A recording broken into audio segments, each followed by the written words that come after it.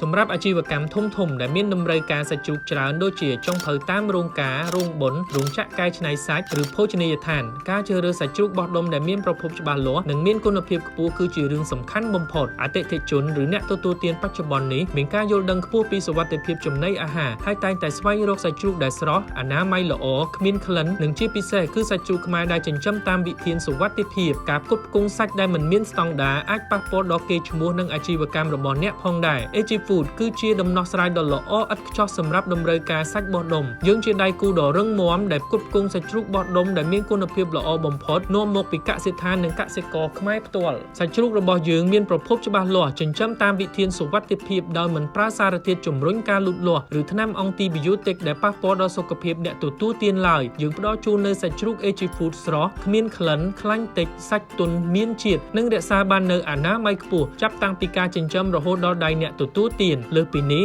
យើងមានសេវាកម្មកាត់សាច់តាមទំហំនិងប្រភេទដែលអ្នកត្រូវការដូចជាសាច់ប៉ាយមូលសាច់ប៉ាយដកភ្លៅសាច់ប៉ាយដកស្មានិងប្រភេទសាច់ខ្ចប់រួចរាល់ជាគីឡូផងដែរដើម្បីជួយសម្រួលដល់អាជីវកម្មរបស់លោកអ្នក AG Food អាចផ្គត់ផ្គង់បានតាមតម្រូវការនិងទាន់ពេលវេលាជាមួយការដឹកជញ្ជូនដល់ទីកន្លែងដោយសុវត្ថិភាពខ្ពស់សម្រាប់មេចុងភៅតាមរោងការរោងបុណ្យរោងចក្រកែច្នៃសាច់ប្រហិតភោជនីយដ្ឋាននិងអាជីវកម្មផ្គត់ផ្គង់អាហារបោះដុំផ្សេងៗសូមតាក់ទងមកយើងខ្ញុំឥឡូវនេះតាមរយៈលេខទូរស័ព្ទឬអាចស្វែងរកពួកយើងតាមរយៈបណ្ដាញសង្គមនានា AG Food កសិផលសុវត្ថិភាពគុណភាពល្អបំផុតរបស់កម្ពុជា